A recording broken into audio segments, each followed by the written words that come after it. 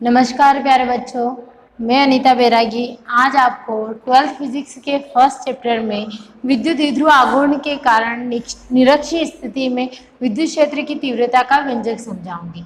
तो स्टार्ट करते हैं।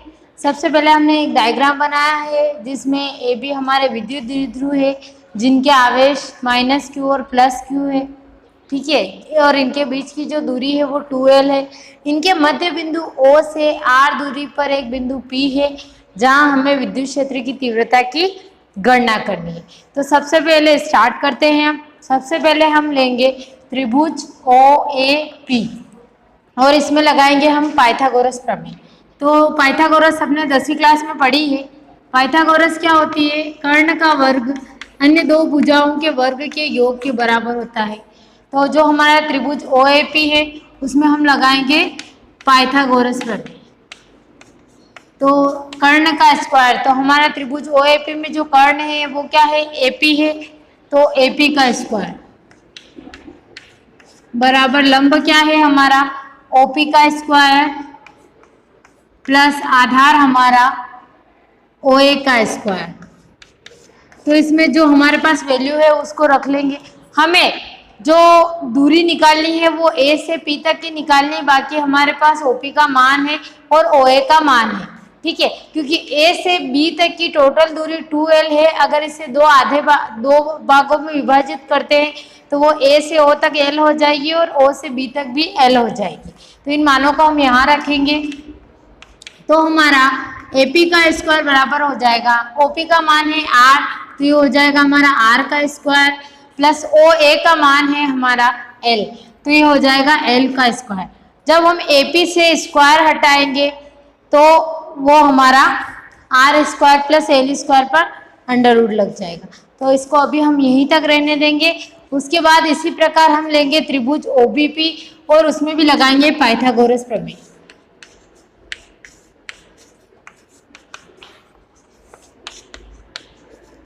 तो वापस से वही हमारा कर्ण का स्क्वायर। कर्ण क्या है इसमें? OB का स्क्वायर, सॉरी BP का स्क्वायर। तो ये हो जाएगा हमारा BP का स्क्वायर, लंब हो जाएगा हमारा OP का स्क्वायर प्लस आधार हो जाएगा OB का स्क्वायर। फिर इसमें हमारे पास OP और OB का मान है, उस मान को रखेंगे। तो BP का स्क्वायर बराबर हो जाएगा, OP का मान है हमारा R, तो R का स्क्वायर और OB का मान है L, तो L का स्क्वायर। तो हमने त्रिभुज OAP और त्रिभुज OBP की सहायता से AP स्क्वायर और BP स्क्वायर का मान निकाला। अब जो हमारे आवेश है +q और -q, अब उन पर हम P की तीव्रता निकालेंगे, ठीक है। तो सबसे पहले हम लेंगे +q आवेश के कारण P पर तीव्रता।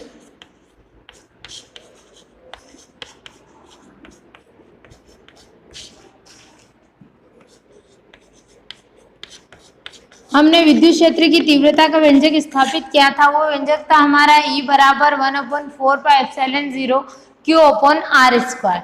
तो हमारे पास यहाँ पर दो आवेश है तो दो तीव्रता निकालेंगे। तो +q आवेश के कारण जो तीव्रता है उसे हम E1 लेंगे। तो E1 बराबर हो जाएगा 1/4πε0, +q आवेश है तो Q आ जाएगा और बटे में r² मतलब दूरी का स्क्वायर। तो उस दूरी के स्क्वायर +q आवेश कहाँ पर है? हमारा बिंदु B पर, और हमें कहाँ तक की दूरी निकालनी है? P तक की। तो r² की जगह हम लिखेंगे BP²। अभी हमने पाइथागोरस प्रमेय की सहायता से त्रिभुज OBP में हमने BP² का मान निकाला था, उस मान को हम यहाँ पर मेंशन करेंगे। तो हमारा E1 बराबर हो जाएगा 1/4πε0 Q/r² प्लस L²। ये हमारी समीकरण 1 हो जाएगी। ये था हमारा +q आवेश के कारण। अब हम निकालेंगे -q आवेश के कारण, ठीक है। तो अब हम निकालते हैं -q आवेश के कारण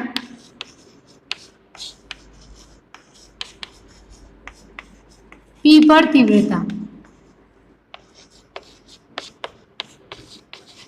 वापस से वही हमारे विद्युत क्षेत्र की तीव्रता की परिभाषा से ई बराबर, तो यहाँ पर दो आवेश है इसलिए एक को E1 लिया तो ये हो जाएगा हमारा E2 बराबर 1/4πε0 इंटू क्यू, और जो दूरी होगी वो दूरी हो जाएगी हमारी कहाँ से कहाँ तक की, ए से पी तक की, तो ये हो जाएगा हमारा AP का स्क्वायर।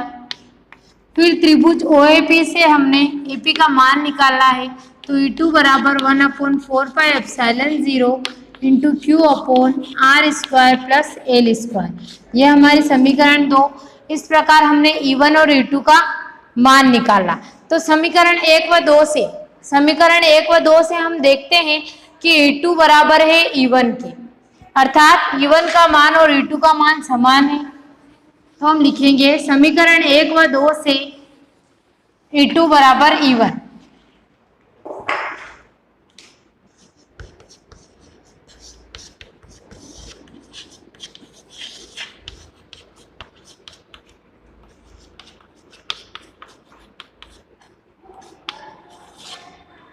ये हमारी समीकरण 3 हो जाएगी। अब E पर तीव्रता ज्ञात करने के लिए E को दो घटकों में विभाजित किया गया है, ठीक है। एक है हमारा लंबवत घटक और एक है हमारा समांतर घटक। तो हमारा जो लंबवत घटक है वो हमें दिखाई दे रहा है E sin थीटा, और जो हमारा समांतर घटक है वो है हमारा E cos थीटा। तो समांतर घटक की दिशा समान होने के कारण ये आपस में जुड़ जाते हैं, और लंबवत घटक की दिशा जो होती है वो विपरीत होने के कारण एक दूसरे के प्रभाव को समाप्त कर देते हैं। अर्थात जो हमारा E है वो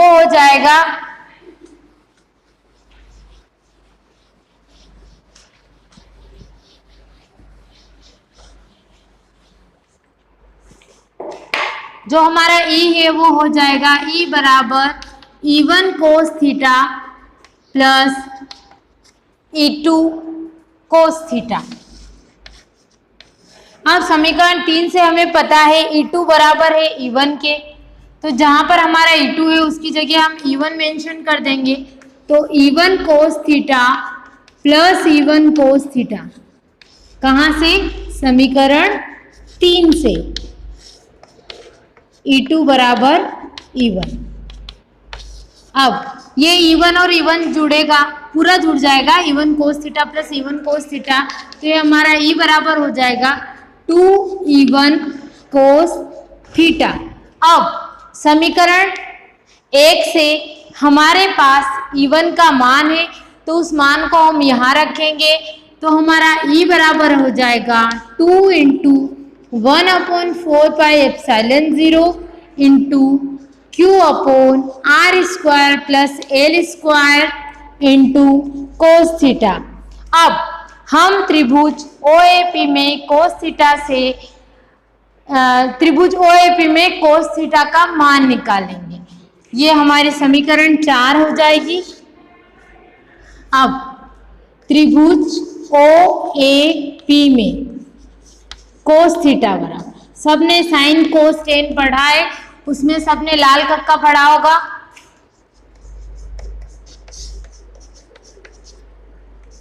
जो होता है हमारा साइन कोस टेन, ठीक है। तो हमारा कौन सा है, कोस, तो कोस से हम यहाँ देखेंगे ए से आधार और के से कर्ण हो जाएगा। तो त्रिभुज OAP में हमारा आधार क्या है, OA है, और कर्ण क्या है, AP है। तो यहाँ पर हम लिखेंगे कोस थीटा बराबर OA अपॉन AP। अब हमारे पास मान किसका है, OA का मान हमारे पास L है, और AP का मान, तो हमारे पास समीकरण 1 में AP स्क्वायर त्रिभुज OAP में पाइथागोरस लगाकर हमने AP स्क्वायर का जो मान निकाला था उसको हम AP में कन्वर्ट कर सकते हैं। तो हमारा OA का मान तो L हो जाएगा, और समीकरण त्रिभुज OAP में पाइथागोरस की प्रमेय की सहायता से हमने AP स्क्वायर का जो मान था वो R square plus L square निकाला था। तो हमारा AP बराबर हो जाएगा √R square plus L square.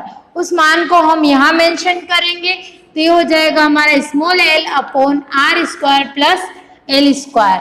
ये जो हमारा कोस थीटा का मान है, अगर अंडर रूट के अंदर कोई संख्या है मतलब उसकी पावर आधी है, तो हम इसको क्या लिख सकते हैं, L upon R square plus L square की पावर 1/2। अब इस मान को हम समीकरण 4 में रखेंगे। तो जब हम समीकरण 4 में रखेंगे तो हम देखते हैं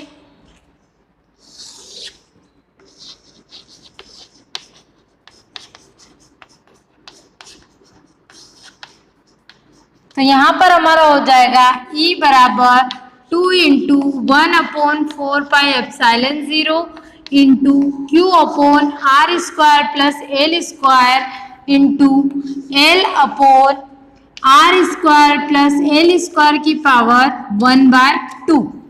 देखो आधार समान है और गुणे में घातें जुड़ती है। तो देखो R square plus L square की पावर कुछ नहीं है, मतलब इसकी पावर कितनी है, 1 है। और यहाँ पर कितनी है, पावर आधी है। तो हम 1 और आधी को जोड़ेंगे तो ये हो जाएगा हमारा 1 सही 1/2, जिसको हम क्या लिख सकते हैं, 3/2। कैसे जोड़ेंगे, 1 + 1/2 एलसीएम लेंगे तो हमारा एलसीएम 2 आएगा। 2 का इधर क्रॉस गुणा है, 1 का इधर क्रॉस गुणा, तो 2 + 1 हो जाएगा हमारा 3/2। तो हम E बराबर लिखेंगे 2 into 1/4πε0 into QL upon R square plus L square की पावर 3/2। अब हमने विद्युत द्विध्रुव आघूर्ण की परिभाषा से पढ़ा है P बराबर होता है Q इंटू 2L। सभी को यहाँ पर Q इंटू 2L दिखाई दे रहा होगा, ये हमारा Q, ये हमारा 2L। तो हम विद्युत द्विध्रुव आघूर्ण की परिभाषा से लिख सकते हैं P बराबर Q इंटू 2L। तो इसकी जगह हम P मेंशन करेंगे तो हमारा E बराबर हो जाएगा 1/4πε0 into P upon R square plus L square की होल पावर 3/2। क्लियर है सबको यहाँ तक। अब उसके बाद चूंकि R जो है वो बड़ा है L से, अगर R बड़ा होगा L से तो L की जैसे जैसे घातें बढ़ती जाएगी उसका मान उतना कम होता जाएगा। तो जो R बड़ा है L से तो हमारा L स्क्वायर जो होगा वो नगण्य होगा, अर्थात उसकी वैल्यू जो होगी वो 0 के बराबर होगी। तो यहाँ पर हम L की जगह 0 मेंशन करेंगे।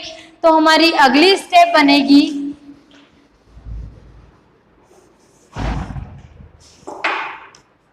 E बराबर 1/4πε0 इंटू ऊपर हो जाएगा हमारा P एज इट इज, बटे में हो जाएगा आर स्क्वायर प्लस 0 की होल पावर 3/2। तो हमारी अगली स्टेप बनेगी E बराबर 1/4πε0 into P upon R square की पावर 3/2। तो ये हमारा 2 से 2 कैंसिल हो जाएगा। तो हमारा E का मान आएगा 1/4πε0 into P upon R cube, और इसका मात्रक होता है न्यूटन प्रति कूलम। और यही हमारा विद्युत द्विध्रुव आघूर्ण के कारण निरक्षीय स्थिति में विद्युत क्षेत्र की तीव्रता का व्यंजक है। Thank you.